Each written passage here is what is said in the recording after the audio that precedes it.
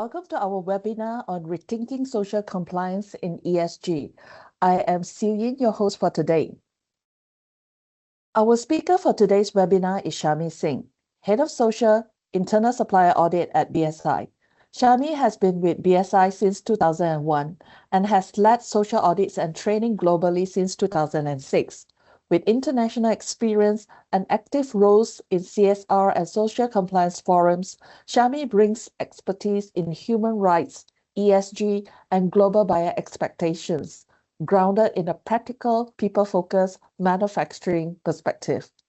Without further ado, allow me to hand over to Shami. Okay. I think we are having our candidates.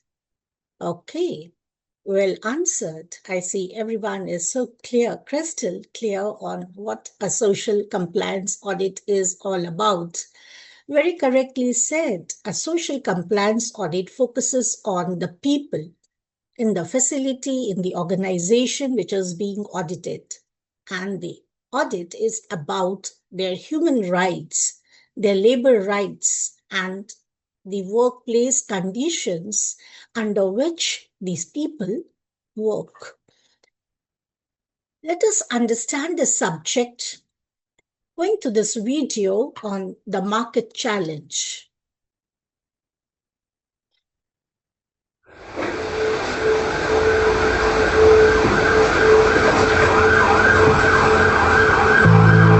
Sustainability means a lot of different things to different people, but I think in its broadest sense, it's about fashion that looks to do no harm to nature, restore balance with nature, and provide opportunities to people without exploitation. The different areas of sustainability can cover topics such as waste and pollution. It could be looking at workers' rights. Rana Plaza disaster. Rana Plaza. Rana Plaza. Rana Plaza incident. Labour rights in the fashion industry has come to have been represented by one single incident which took place in 2013, and that is the collapse of the Rana Plaza factory complex, in which in about 90 seconds 1,138 people were killed.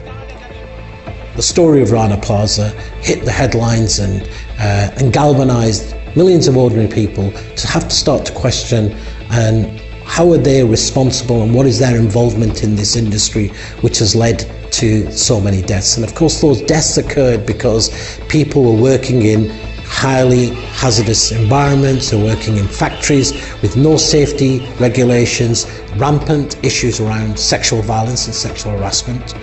All of them forced to work overtime, and most get paid below the poverty line, at most about $1 or $1.50 a day. They knew there was a problem with the building the day before. There were cracks already in the floor and the pillars of the Rana Plaza building. And the workers left that day, and the workers were forced to go back into that factory because they all had deadlines. One element that really shocked us about the Rana Plaza incident was when we were reading about the reports of brands calling up, having no idea whether their supply chain, their workers, were inside the factory. Often brands have no idea where their factories are, and they also have no control over who is actually working and the sorts of environments that they're working in. I think that was a huge wake-up call for the fashion industry to understand that they must be responsible for what's going on in their own supply chain, and that it's a reality check to understand that it's still going on today. I don't think anyone should be remotely comfortable with the state of the fashion industry today. There's greater awareness, but has anything actually changed? Not a lot. It yes focused about the fashion industry, the incident in 2013, which is just not forgettable. But does this challenge prevail only in the fashion sector? The answer is no.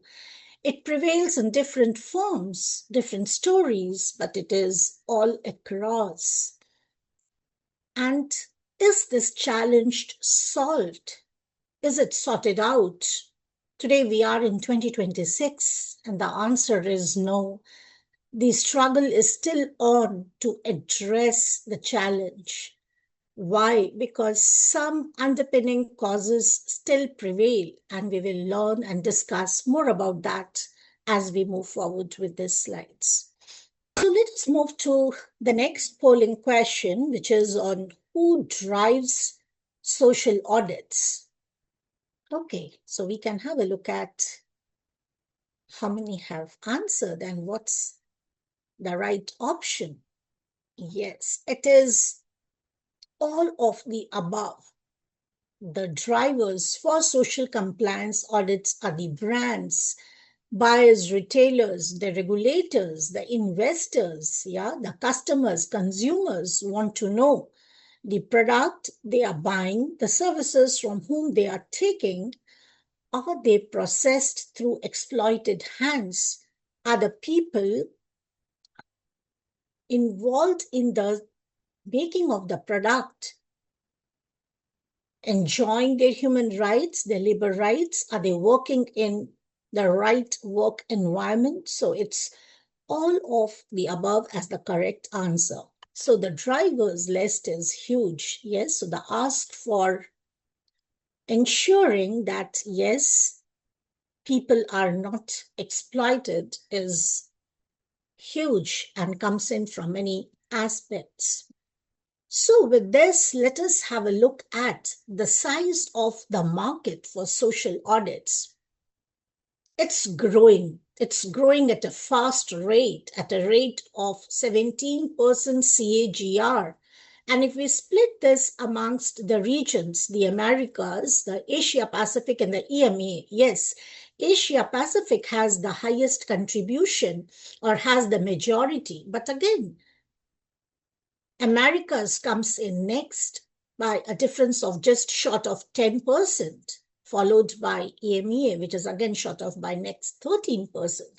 So by and large, yes, as we have this webinar being hosted for Asia Pacific, so this is the region where we see a big chunk of suppliers located and where the audits happen. And by 2035, the numbers are going to be 80 billion social compliance audits in the year. But the challenge still prevails, which is of traceability, which is of transparency. These drivers, which we saw in the previous slide, the brands, the investors, they still struggle to trace what are those sources of origin for the product which is sold under their brand image.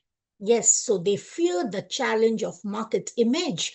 If at any link in the business value chain you see exploitation of people, non-compliance to the labor rights or human rights, so the risk is high and heavy.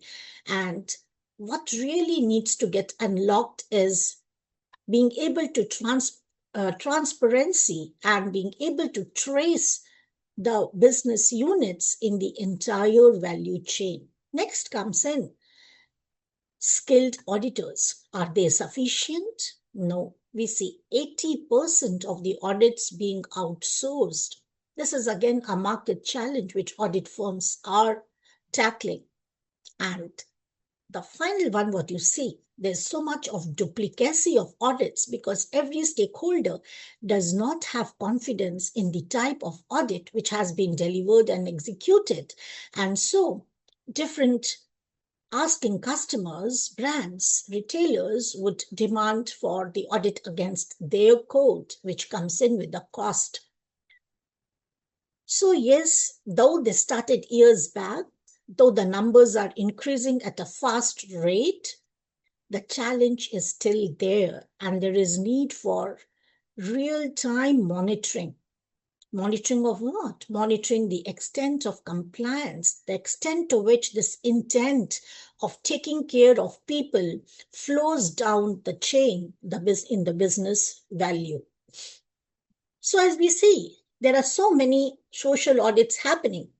Which of these listed are around a social compliance? Put your answers against the options you see on your screen. SMETA, yes, we know, is a social compliance audit.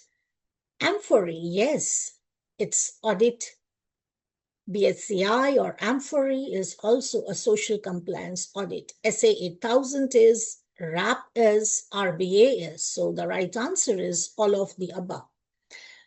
So social audits, if we categorize, they could be industry association type audits, because the names, what you are seeing on the screen as options, are majorly the industry association types, where a number of brands come together and they recognize an audit methodology. Yeah, and different types, as you see, the names prevail in the market. But there are also clients, there are also brands, retailers who run their own social audit program. Yeah, so that again is there as an option, and we'll see more as we proceed further with this webinar and its discussions. So, as a company, as a supplier, or as a brand, where to start from so that, yes, the challenge is addressed and it's addressed in the right spirit. We saw that there is not one type of a social audit program. There are different types of, and how do these different types of social audit programs compare to each other? It's an interesting subject, and many people are curious to know about this. Hope you can see my screen. Yeah, so the topics, what you see, are the various areas or subtopics which are covered during a complete social compliance audits, which is how well that company, the facility, the factory being audited. And again, this is not just confined to manufacturing units. Service sectors are largely now covered in the scope of a social audit, and this is on increasing ask. Yeah, so whichever unit is getting audited, a service provider or a manufacturer.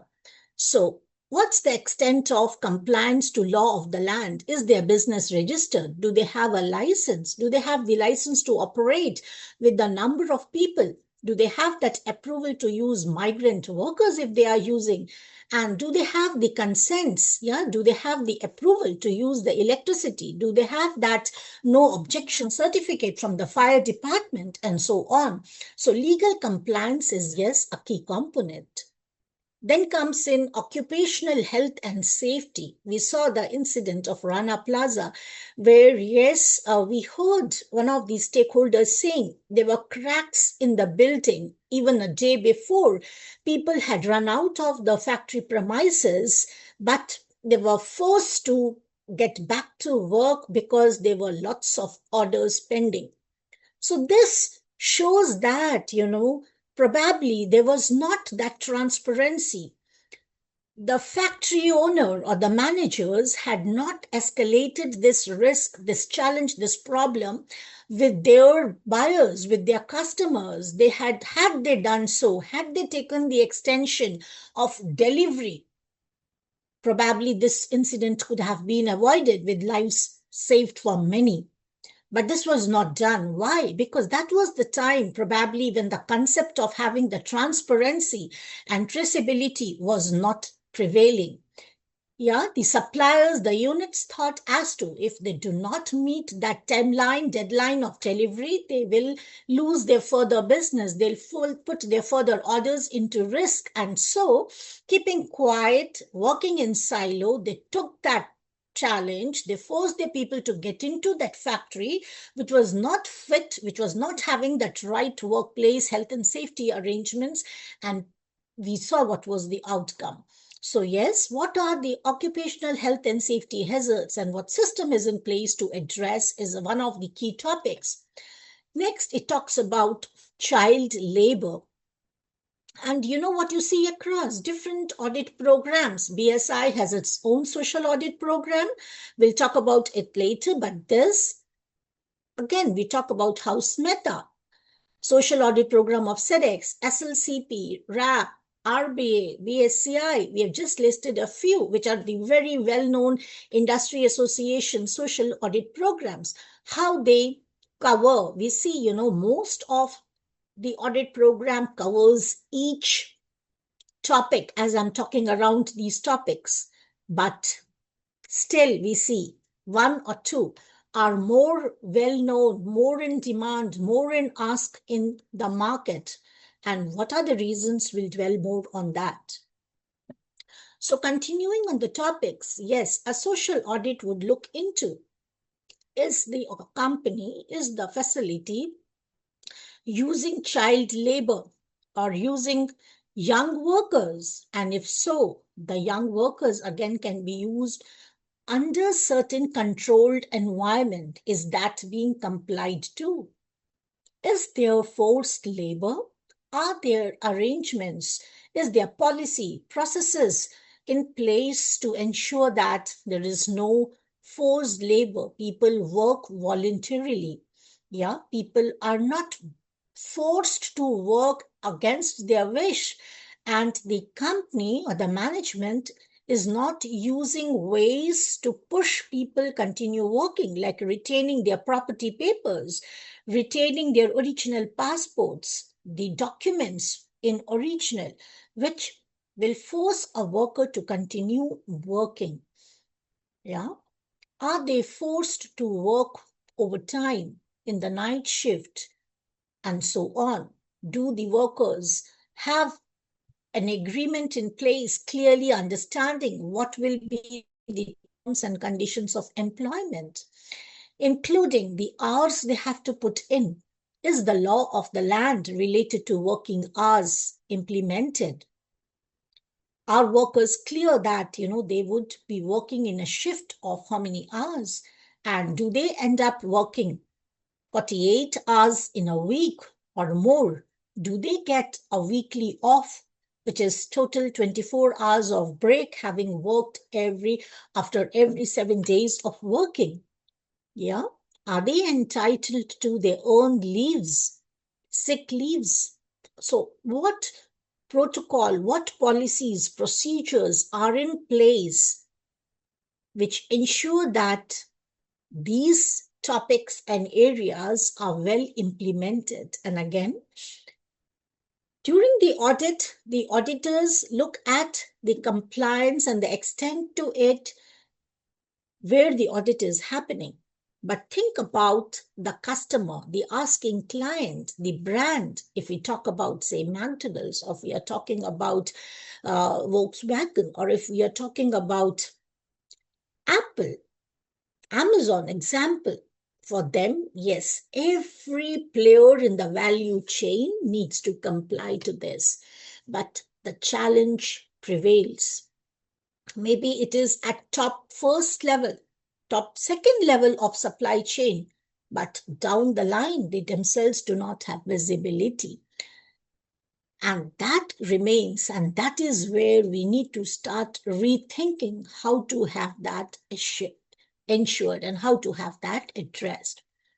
Further, talking about wages and benefits, yes, a social compliance audit checks to what extent the law of the land is met. Are people paid the minimum wages? And again, believe me, when I talk, it's not about just the people on the rolls of the company. It's about the people working there for the company, which could be through contract, who could be a subcontractor. But even a subcontracted worker is entitled to get the minimum wage, get those various social benefits to which one is entitled to. Do the workers have the freedom of association? And again, this is a topic, if I reflect back on my years of experience in the field of social auditing at different levels, I hardly would see a non-conformity or a gap flagged against this topic. Just having a workers' representative or a trade union in a company, in a facility, in a factory sufficient? The answer is no. Why? Because the intent is, do the workers, do the people have that freedom to come together and have that free dialogue of communication with the leadership? Can they come across and discuss? And here again, it's important that different groups of workers, migrant workers, lowest skill level till the top skill level, all are covered. Women workers, workers in minority. The arrangements should be such that no group, no one ends up being discriminated, starting from having a job opportunity till getting promotions and opportunities to grow and get trained.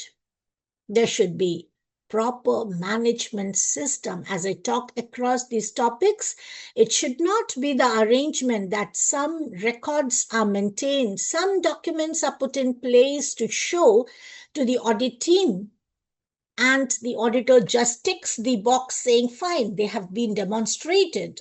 They have been shown a policy. They have been shown a sheet of working hours, which shows that workers get weekly off. No. Is there a management system? And believe me, driving management systems into these different audit programs has been a key area of revisions. SMETA 7, which is the latest version of SEDEX audit methodology called SMETA, really segregated its audit requirements as workplace requirements and management system related requirements, because the shift is moving. The brands are now not interested to see an audit report with a tick or a cross. They want to see, are systems prevailing? Is system put in place that even beyond the audit, not just on the day of the audit, at any time, compliances are there, because systems are in place to ensure people have that freedom. They get those and to enjoy their human rights, their labor rights. Implementation of code is again important, which ensures that the organization being audited understands the requirements and they ensure their suppliers understand the expectations and implement them, and they are able to demonstrate that. Again, environment in different levels like SMETA, Pillar 2 touches upon it, Pillar 4, Pillar 3, which is for service sector. So they have different levels of coverage. SLCP, the first level, no, but the higher levels of the SLCP audit tools do cover it. Grievance mechanism is again very important topic of a social audit, Are the workers free to come across, share their grievances with their representative, and are the grievances being addressed? Subcontracting control is important, and what is important to understand is having that visibility. There has to be definitely management commitment, because just compliances on papers would not work. Managing the supply chain. So it's not just things at your end within your scope, but down the line from your value chain. Maintaining that integrity and transparency is again key, and ensuring that business is done ethically.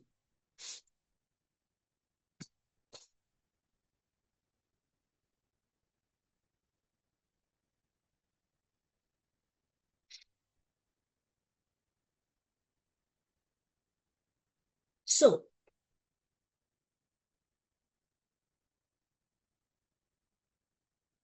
as I mentioned, we were seeing the comparison of how the different audit programs cover these topics. And yes, BSI has its social audit tool, and it well covers these topics. We have a well-defined code, and in case down the line in your value chain, if you find a supplier which is new to these compliances, yes, we definitely are not prepared probably with imposing that supplier with a SMETA audit or an RBA or an SLCP or an BSCI audit.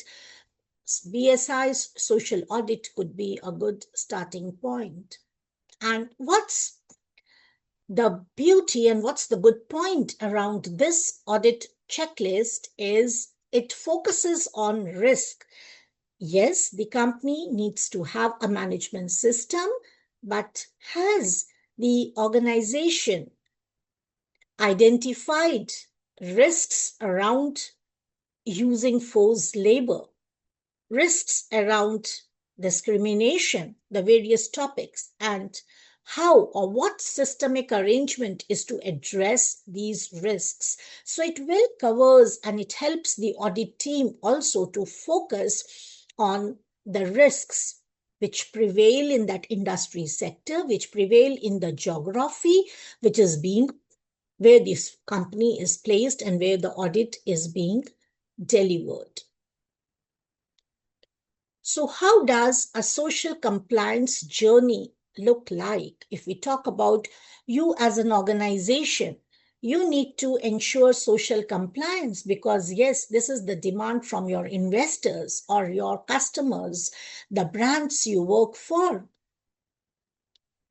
How do we start? Because it's not just your unit, but it is down your supply chain also involved, because any non-compliance sitting at the supply chain of yours equally puts you at risk.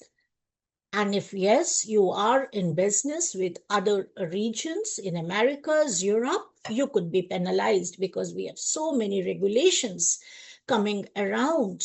You cannot export, you have extra tariffs and fines if there is a forced labor found in the value chain. So it's important. And so start with mapping the business value chain at whatever level you sit, considering the business value chain of the brand you're working for. For your value chain down the line, from where you buy, from where you get your services or your product prepared, map that and assess where the risk sits. And when we say risk to what? Risk of non-compliance to those topics which will be discussed, which comprise a social audit. So how do you end up doing this risk? Yeah, there are various methodologies in place. We have a self-assessment questionnaire which gives a good flavor of a social compliance audit that could be used. And we'll next talk about the journey of risk assessment, but again, the key is consolidation and collaboration. Working in silos will not have the answer to it. So, having mapped the businesses in your value chain, start having these different companies in the value chain prepared. So, brief them of what is the code of conduct required to be implemented. If it is the SMETA audit, the ETI code required, or say BSI's code of conduct. Yeah. So what is that set of requirements? Make them acquainted with the law of the land related to the topics. Explain to them the SAQ, the questionnaire, which will be given to them with a set of questions topic-wise, so that, yes, they know the intent. So start with hand-holding them. Choose you want to go this mapping of risk assessment down the complete business value chain. Now, is this a manual exercise or is it being done using technology?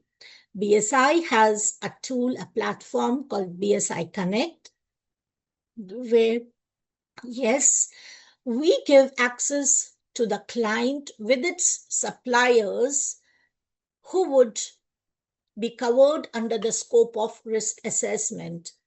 Yes, so the platform is explained, the SAQ is explained, and then the process of information gathering starts. The suppliers do their self-assessment on the platform using that questionnaire.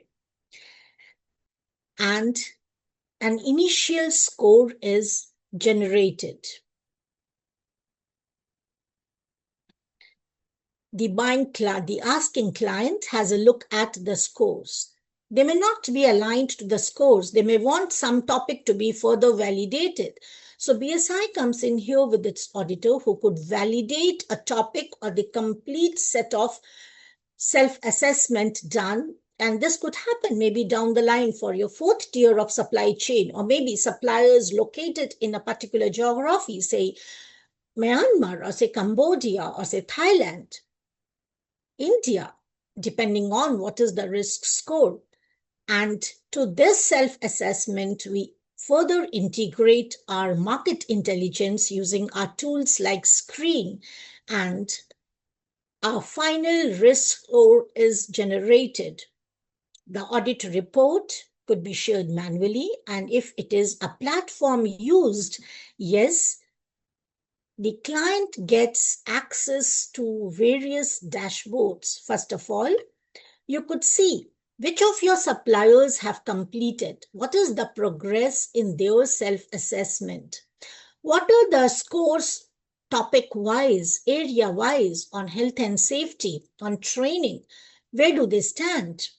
You could see the spread and the scale of risk scores across your value chain. Yes, and you could see topic-wise, like against forced labor, what is the score? Against working hours, what are the scores?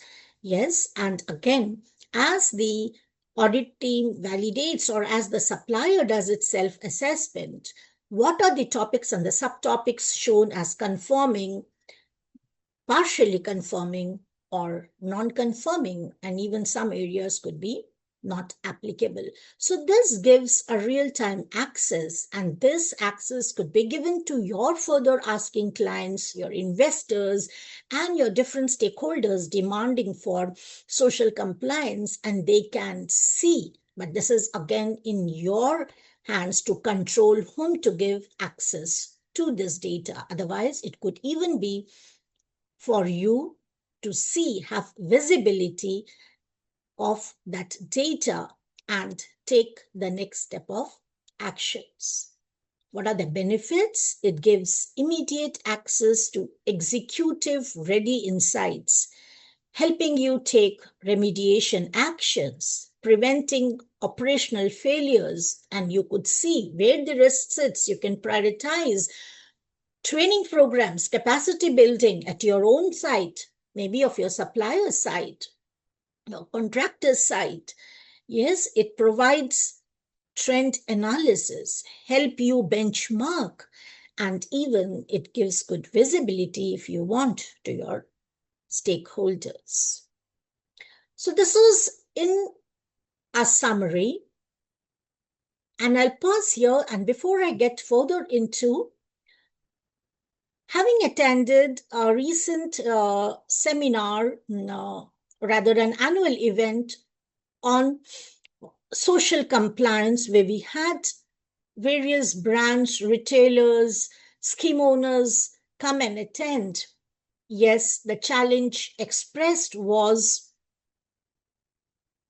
they not having the transparency or visibility to be able to trace who are the different companies contributing their product. They are very keen to. Some use maybe the first tier to get a visibility of the second tier of supply chain. Use the second tier to get the third tier. But this is again a continued area of struggle. Further, working hours, forced labor, child labor, they continue to be areas of risk and challenge. And the brands, retailers, they are very keen to have that transparency between their suppliers and come together, consolidate, look at the outcomes of the self-assessment, risk assessment, decide the pace, the frequency of social complete audits for their value chain, and address those challenges. They are no more interested in a tick list. They are no more interested in freshers coming out just having a very limited understanding of social compliance and giving an audit report, because such reports are of no value to them going forward.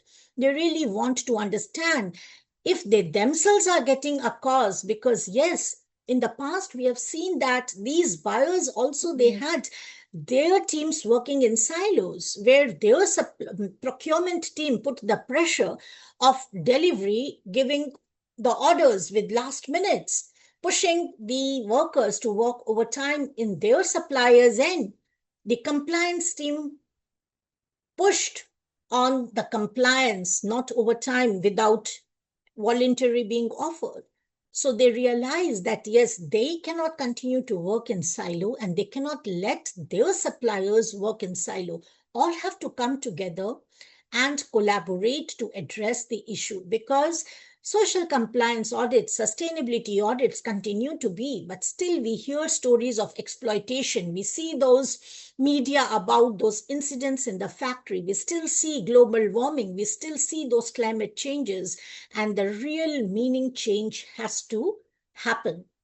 So this was the questionnaire I was talking about, and how the risk assessment process happens, and how our BSI Connect platform could help the customer have visibility of the actions completed by their different suppliers in their self-assessment, how the topic-wise risks could be shown, the risk varying across their supply chain, which could help them decide the level of capacity building required, the handholding and the need for collaboration is required, and how topic-wise the scores could be generated. Yeah, and these are some of the benefits which I talked through about how having a real-time insight, having a systemic approach during management system, a risk-based approach could help. So this particular slide was very important, where yes, you have that visibility across, and you are able to collaborate better where you see risks lying high. Yeah. I continue with some more information about BSI. BSI is a 125 years old organization, a Royal Charter company. Our purpose is making impact for a fair society and a sustainable world. We help businesses and society thrive together, accelerating their progress towards a fair society and a sustainable world. Yeah.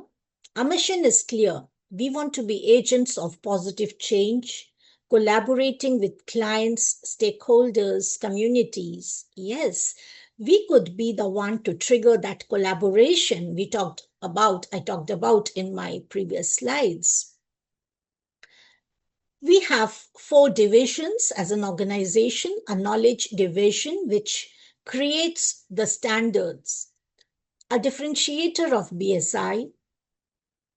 We see ourselves as thought leader. BSI created the British Standard on Modern Slavery, BS 25700, which will soon be published as an ISO standard. We are the ones who created the Standard on Social Responsibility Management System, which is ISO 24000. Our assurance division delivers audits, which include system certification audits and unaccredited audits, which includes supplier audits like SMETA audits, RBA, RAP, SLCP, BSI, social audit, and on various other themes. We do deliver trainings, which could be lead auditor training, internal auditor, implementation, and these are recognized trainings. Our regulatory divisions manages the audits of medical devices, product certification, and artificial intelligence. Our consultancy services provides advices, implementation, handholding, and help implement corrective actions as a part of remediation for continual improvement. BSI is an APSCA full member firm, and we abide by their code, ensuring independence and control on impartiality as we operate under these 4 divisions. Our strategic theme enables us to focus on clients' challenges. We have started with value architecture concept, collaborating with our key account clients, helping them shape sustainable future. We have lots of initiatives when it comes to environment sustainability and also digital trust and transformation. Our people model helps inspire a culture of trust amongst people in an organization.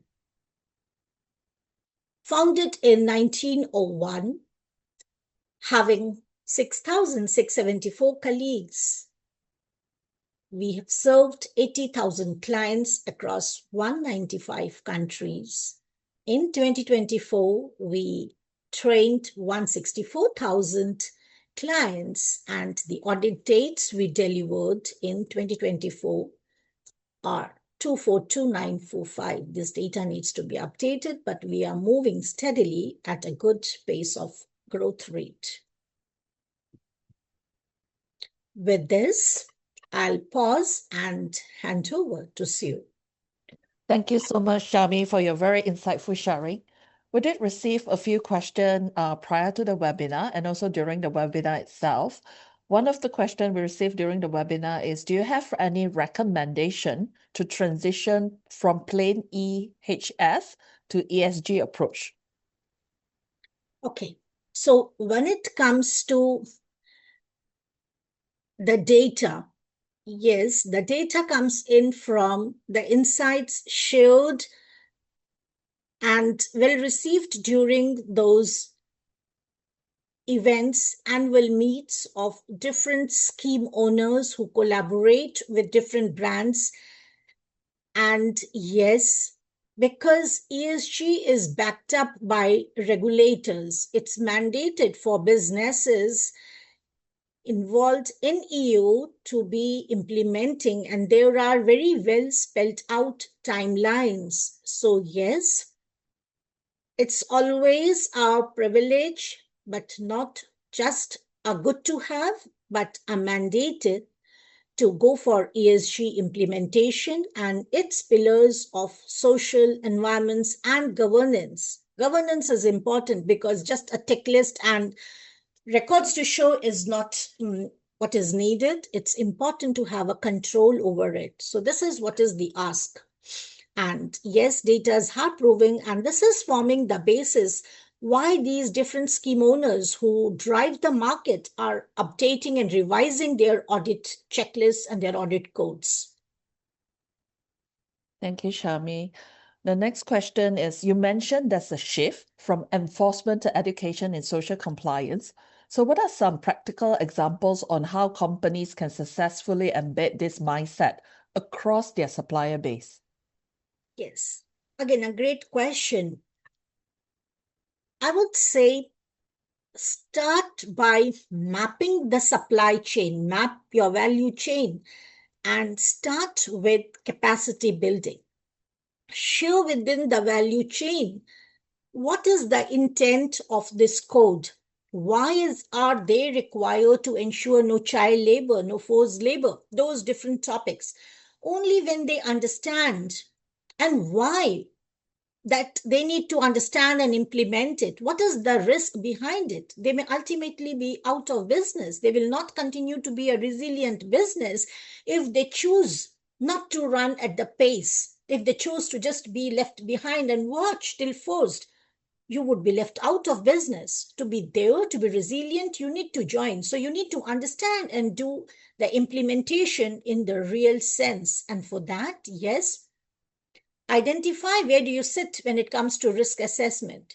Is the risk of forced labor heavy or of risk of working hours, non-compliance to law of land on working hours high. So assess where is the risk and then collaborate. Reach out to your brand, reach out to your suppliers where you see non-compliance chances are high and build from therein. And yes, as I shared, we do have platforms, we do have tools which can help you assess those risks, help you map your suppliers, assess those risks, have that visibility, and then move forward with capacity building. And then comes in the time of, yes, a good social assessment. Okay, I'll move on to the next question. With social audits largely being outsourced and cost sensitivity, how can organization balance cost efficiency with the need for a meaningful, high-quality audits? Yeah, choosing a right audit partner is very critical. And we have APSCA as an association of professional social compliance auditors. They sort of do quite a good job in that, reviewing the systems in place in the audit firms and qualifying those auditors. So go by that.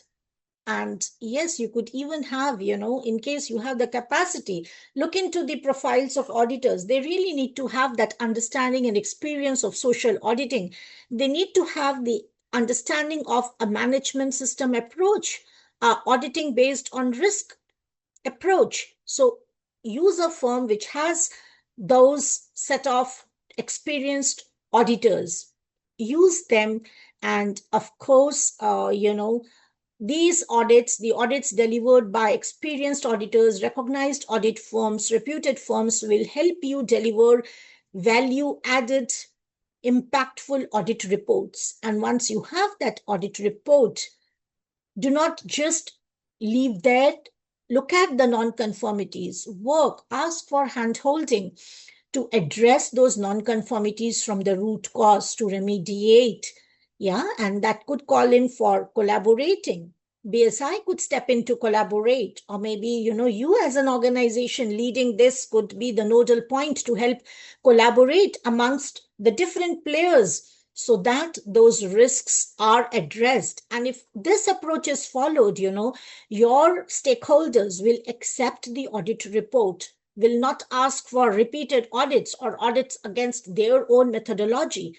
The only point is, yes, the report needs to be meaningful, and you need to demonstrate to your stakeholders that you are really valuing the audit outcomes and you are working to address them, which would include even capacity building at different levels in your value chain. We'll move on to another question from our audience today. Did the standard specify hierarchy? So if the requirement has conflict or it's more stringent compared to the country's government law or policy? Sorry, I missed you. Yeah, I missed the question. Yeah, so I'll repeat again, Shami. Did the standard specify hierarchy in the case where there's a conflict with the requirement or the requirement is stricter compared to the country's government law or policy? Is there a hierarchy which one to refer to? Yes, it's very clear. The bottom line is when there is a clash in the set of requirements, it could be the requirements spelled out in the code, the law of the land, the buyers ask from the company being audited, that requirement which is in favor of the people working for that company being audited takes an upper hand. For example, the law of the land says overtime has to be paid at 125% rate of the normal working hours rate of payment. And the audit conduct or the audit criteria says it should be paid at 200% the rate of the normal. The one which is in favor of workers, which is 200%, that requirement takes an upper hand, and the auditor would be governed by 200% when he or she is delivering the audit and preparing the audit report. I'll move on to the next question. How should responsibility be split between site teams? For example, HR on HSE, ESG central teams, and executive leadership to avoid duplication while ensuring that social compliance data is both operational managed and strategically leveraged? Again, a great question. The key to it is, again, work as a team. Have a core team, having people from different functions and divisions. Yes, and have the right intent. If we work in silos, yes, there would be duplication, there would be gaps. So first have the intent to take care of the people. List out what are the requirements you need to implement, and then form a core functional team. And this all starts with, once the supply chain mapping is done, the risk assessment is done, you know these risks, now they have to be addressed. So this core team, having representatives from the HR, having representatives from the administration, from maintenance, from procurement, yes, because yes, there is interface with people at different levels in different processes. So a core team, yes, would ensure there is no duplication and it's rightly taken to the respective verticals. Thank you, Shami. I'll move on to the next question. How can procurement teams balance cost efficiency with the need to uphold ESG social compliance standard? Again, a great question. I remember those old days wherein cost you'd always take an upper hand, and that would be the deciding factor. Gone are the days, yeah, because it's not just the cost. If you are not ensuring ESG, a governance around environment, around social people, you may be out of business. So it's not just the cost. To remain in business is important. And when you are in business, yes, you can play around the cost. So compliance and how your partners in the value chain, or rather when it comes to selecting a supplier, so how that unit is well aware of and how they are addressing different topics under those social compliance or the topics we talked around and discussed today. So how well this new potential supplier is well conversant with how that company is addressing those topics should take an upper hand. And so you could run them through the self-assessment, see their risk score. And amongst those maybe 5 shortlisted, then you could play around the cost. So cost takes a second level. The top priority should come in through the extent of compliance to those key topics under your ESG, or you talk about CSDDD. There are different names, but the bottom line is, yes, it talks about those people and the workplace environment. All right, the next question is rather long. So the first part is, could you please help us connect social compliance with SASB, IFRS requirements and assurance? And the second part is, understand that while S2 focuses on climate, that will eventually be a standard for people and social. Any insights on how we can start preparing for that? Great. Again, I would say, yes, we need to map something as I had shared during my presentation as a chart showing the different offerings of the standards and what are the topics they address. So you need to start mapping of that. Once that's mapped, and then having risk assessment done across those topics listed for your players in the value chain. So that's how you can start or make a beginning. So the two things of supply chain mapping and risk assessment remains the same. Now you assess the risk against what? That comes in from the standards you mentioned. So list those standards, the topic covered. They are your topics against which the risks have to be mapped. And we can definitely, BSI could support as a business partner, and we can definitely take it forward as a next phase of discussion. All right, we'll take 2 last questions. So the first one will be, between business and compliance, if the supplier cannot meet, but the customer allow, which one should the organization follow, and will this be reported to and to whom? Yes, again, a great question. The entire purpose of this webinar was, be transparent. you have to have that element of trust built, and that trust comes in. So I think a beginning happens when you align with your customer on what is required to be continued business relationship. Yeah, that's important. And once that's set, I think the solution and the answer lies in share with them. Ask them to handhold and collaborate with you, because it's not just your problem.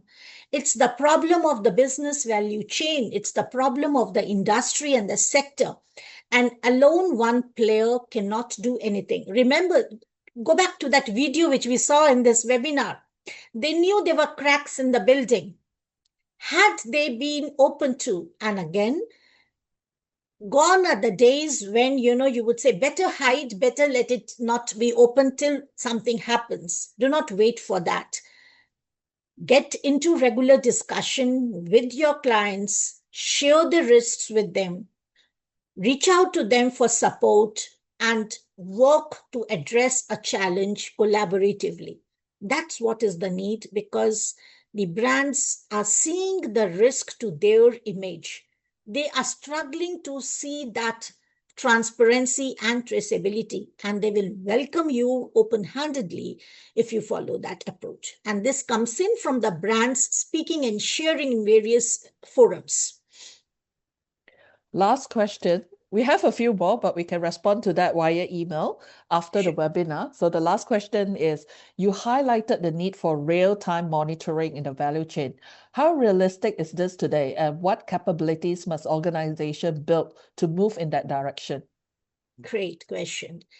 Yes, I would say the beginning has been made, yeah, and a lot has to come in, but a beginning has been made, and collaborating with organizations, having platforms which can help do that, as I was talking about BSI Connect, is the answer to it. Yeah, so sign up with firms who have those arrangements, who have those tools built in, which will help you monitor the progress of your suppliers, your partners in the value chain, as to what they are doing, because there are scores and they update that, and you can have the visibility. So a beginning has been made, tools and technology is in place, and this really gives you that insight. And if you have insight, you can definitely start working to address them rather than having no visibility. So going are the days of a hard copy of a report or an email, or getting you the e-report, or just a report posted on a platform. Seeing that data, remember, see that slide, which showed those graphs in the form of visibility you have of your value chain. So that's what I mentioned when it comes to real-time monitoring. It shows, which supplier is just sitting, have not even started its self-assessment, and the other which has really completed. And, what's the progress as they're improving? How is the score changing? Yeah. Thank you so much, Shami, for your presentation and sharing today. And great question. Thank you so much to the audience as well.